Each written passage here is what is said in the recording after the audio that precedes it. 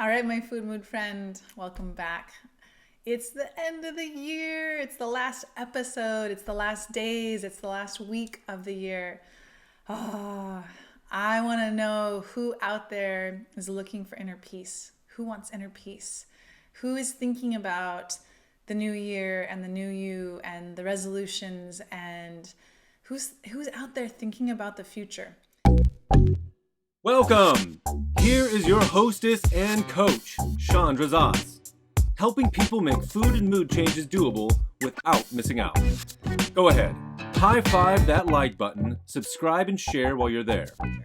It's kind of a collective time of year to consider and think about that what do we want next year. It's like the ending and the marking and the looking ahead, which we don't normally do. Like we get so stuck in the moment and the day and what's right in front of us that it's this beautiful collective time where we look up and we look at the horizon and we look out there. And so I am talking to those of you who are thinking about the inner peace, the part of the new you, the new year. So when we get caught up in the day to day, and when we get caught in the rat race, and when our cups aren't full and we're stressed and it feels like everything is going wrong and it feels like we can't get ahead and it feels like maybe even what's the point? And then we start to think about I just want peace. I just want calmness. I just want to enjoy my life. Hello, my friend. How are you? I'm in the Dead Sea, floating in the water. Go ahead and like and share and follow so we can keep in touch. The path to inner peace is actually quite opposite than most of us imagine. Most of us imagine that inner peace will come when life is perfect and when life stops throwing curveballs and when everything is just gonna be right. But here's the truth. That never happens. Life is 50-50. There are 50% of our life and the moments and the days that are beautiful and positive and happy, and there's 50% that are hard and feel wrong and bumps in the road and challenges and tragedies. That is life.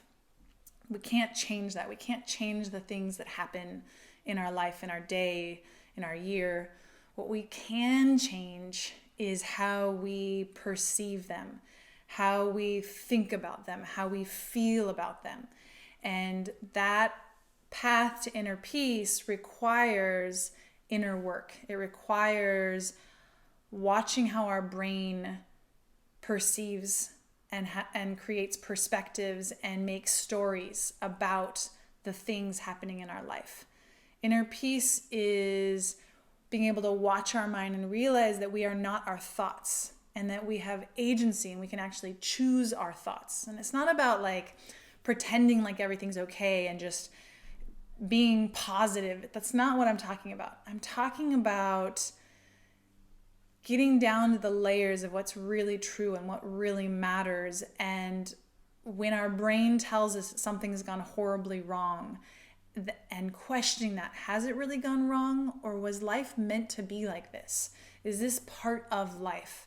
When we get to a place where we can accept and allow the hard moments of life and the hard emotions of life, the anger and the sadness and the grief and the loss and the disappointment, when we know how to allow those emotions in our body and not resist and fight the moments in our life that are hard, that's where the inner peace comes from. It comes from our ability to react or not react to the things that happen in our life.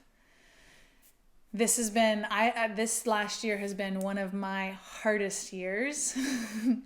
We had a bunch of bumps in the road in our life. I'll give you one example. My husband has been working for a cruise ship company, and because of COVID, we no longer were able to go with him. And it meant that he went away for 4 months, and I had my little one, and I had some health things going on, and it was COVID, and so everybody was restricted and in isolation, and I was alone. I felt so alone and so scared, and wow, it was like one of my most powerful moments to really put the work in and practice and doing the situation was hard. I think anybody in my situation would have had a hard time.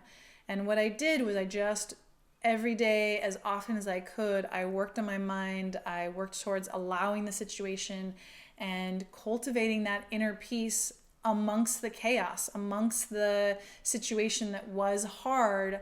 I made it easier on myself and I tapped into occasionally some level of inner peace of like, this is life. This is me growing my emotional agility for hard moments. This is me having a hard moment, and being human is not easy. There are a lot of hard things in life, but how we can touch into and cultivate and make that inner peace more of a constant reality for ourselves is by doing the mental work, doing the emotional work, and making inner peace a reality that we can get to through and with the hard moments. Most people think it's like waiting for life to be perfect, but it's never perfect. Maybe for a moment it might feel perfect, but we all know that the next bump, the next tragedy is around the corner. So learning this like inner ability to accept and to watch our minds and to allow our heart emotions, this is the equation to inner peace. This is the equation. And I will say that it's going to be a practice and it's not going to happen all the time. But it is a for sure route and path towards experiencing more inner peace. It's a practice. Like everything in life, it's a practice. So if you're looking for inner peace, who's looking for inner peace? Are you looking for inner peace? It's not a pill. It's not a magic pill. It requires some hard work. It requires facing our inner monsters. It requires looking at our mind, which can be really a mess.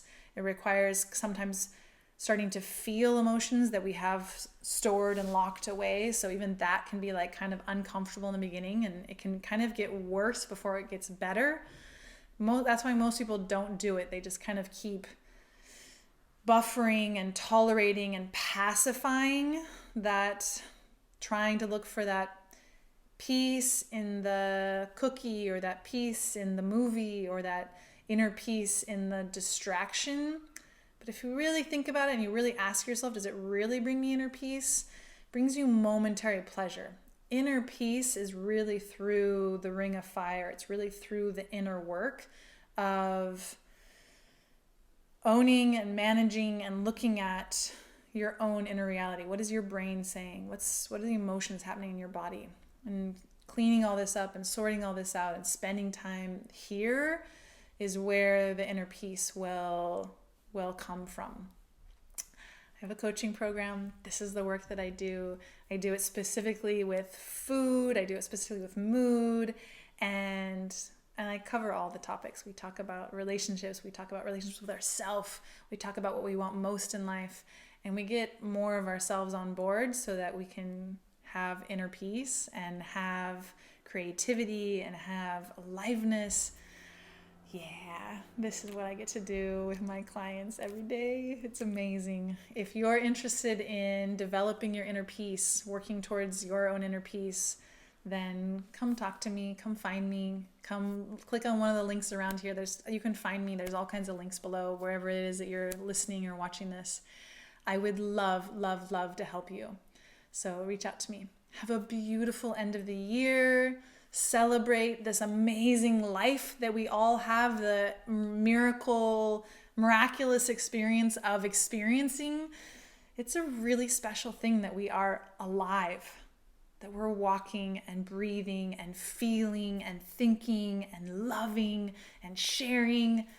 This human experience is something to be cherished and relished. All of the good and amazing things, and also all the hard and amazing things. It means we're alive. It means that we are alive. That's a really special thing. So have a beautiful end of the year, and I hope to hear from you. Have a beautiful day. Thank you.